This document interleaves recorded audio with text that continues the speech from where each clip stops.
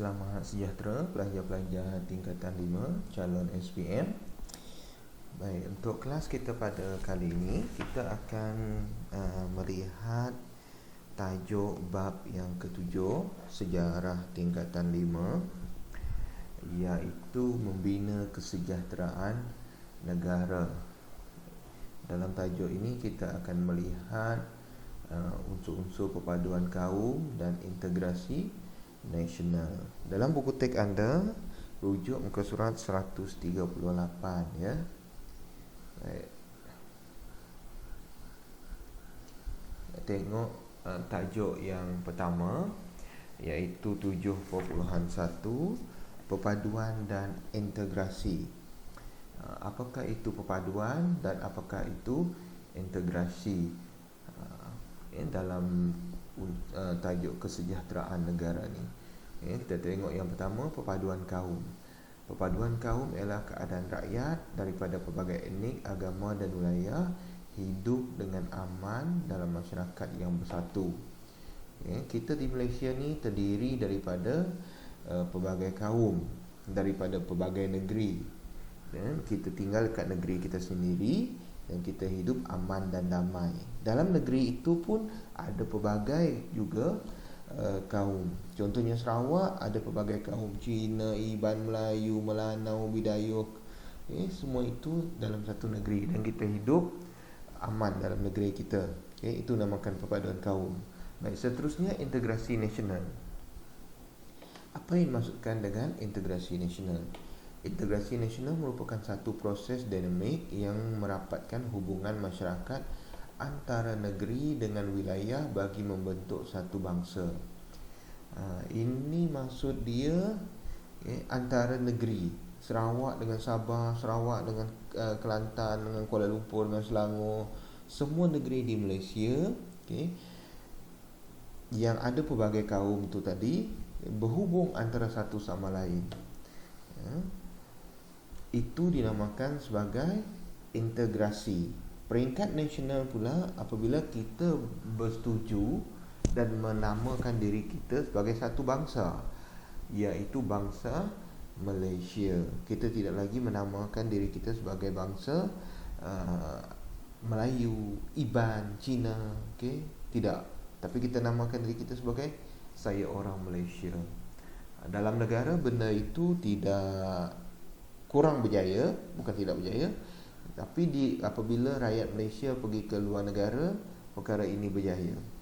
Bila kita pergi ke luar negara, kita tak cakap kita adalah orang Iban, orang Melayu, orang Kayan, orang Kenyang.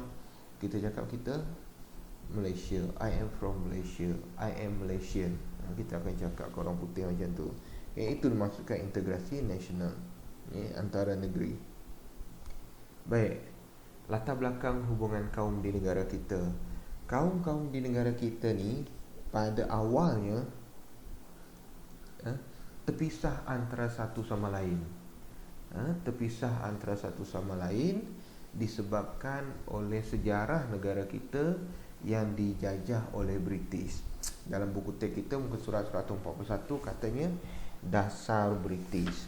Tetapi British tidak pernah melaksanakan dasar ini. Ia cuma praktikal pelaksanaan yang dilakukan oleh British. Kalau kita cakap dasar, ia satu undang-undang. Tapi British tak pernah ada undang-undang memecahkan kaum di negara kita.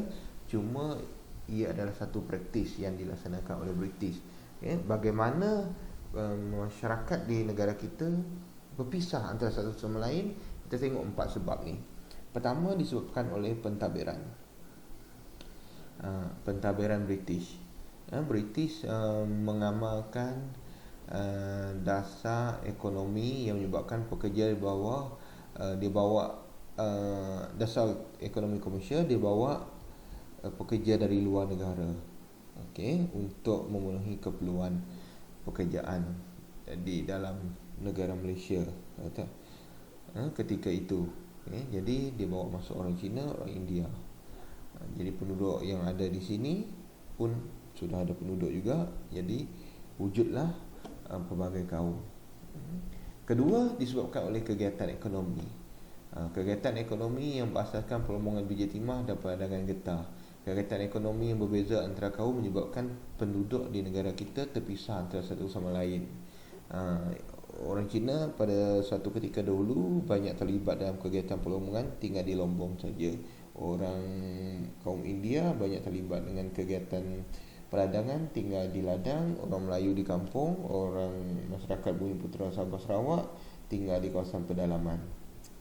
Itu menyebabkan masyarakat kita terpisah antara satu sama lain. Yang ketiga disebabkan oleh dasar pendidikan. Dasar pendidikan vernakular. Dulu sekolah dibina, dicipta, dilahirkan, diwujudkan berdasarkan kaum. Ada sekolah Cina, sekolah India, sekolah Inggeris. Jadi penduduk negara kita, kalau dia orang Cina, sudah tentu dia pergi sekolah Cina. Kalau dia orang India, sudah tentu dia pergi sekolah India. Orang Bumiputera, dia pergi ke, kalau dia beragama Islam, pergi ke sekolah pondok ataupun pergi ke sekolah Melayu. Tapi Bumiputera Sabah Sarawak ketika itu mereka kebanyakannya tak pergi sekolah lah. Oleh kerana sistem pendidikan yang terpisah mengikut kaum ini menyebabkan kaum di negara kita terpisah antara satu sama lain. Yang keempat, mengapa kaum di negara kita terpisah disebabkan oleh fahaman politik yang berbeza. Parti-parti politik di negara kita kebanyakannya memperjuangkan nasib kaum masing-masing, bukan nasib negara tapi nasib kaum. Contohnya antara yang tak awal dulu, UMNO dia perjuangkan orang Melayu, MIC dia perjuangkan orang India, MCA perjuangkan orang Cina. Itu situasi di Semenanjung lah. Itu menyebabkan penduduk di negara kita berpisah mengikut kaum. Baik, seterusnya, bagaimana nak memperkasakan perpaduan dan integrasi nasional ni? Jadi kita nak penduduk di negara kita ni saling berhubung antara satu sama lain, hidup aman dan damai, dalam satu negara yang dinamakan Malaysia. Kita nak memperkasakan perpaduan kaum kita. Antara langkah yang diambil adalah dari segi politik, menubuhkan Jabatan Perpaduan Negara yang terletak di bawah bidang kuasa migran. Ini pada tahun 1969 lah, di mana selepas berlakunya rusuhan kaum di Kuala Lumpur. Dari segi politik kita nak bina perpaduan kaum. Lepas itu dari segi ekonomi pun kita nak bina perpaduan kaum. Seterusnya, meneruskan rancangan pembangunan 5 tahun Malaysia yang memberi tumpuan kepada pertumbuhan ekonomi semua kaum. Itu yang dinamakan rancangan 5 tahun Malaysia. Kedua, menggunakan beberapa dasar pembangunan ekonomi seperti dasar ekonomi baru dan dasar pembangunan nasional DPN untuk pemakmuran ekonomi rakyat dan negara. Selepas DEB ni tamat, dasar pembangunan nasional diperkenalkan. Tujuan dia adalah untuk mencapai satu keseimbangan ekonomi antara kaum di Malaysia. Kalau kita tengok dari segi ekonomi, kebanyakan orang Malaysia yang kaya dan terlibat dalam ekonomi ni menguasai hampir 60 hingga 80% ekonomi Malaysia adalah kaum Cina. Kerajaan cuba seimbangkan benda ini agar kekayaan ekonomi negara bukan dipegang oleh satu kaum sahaja.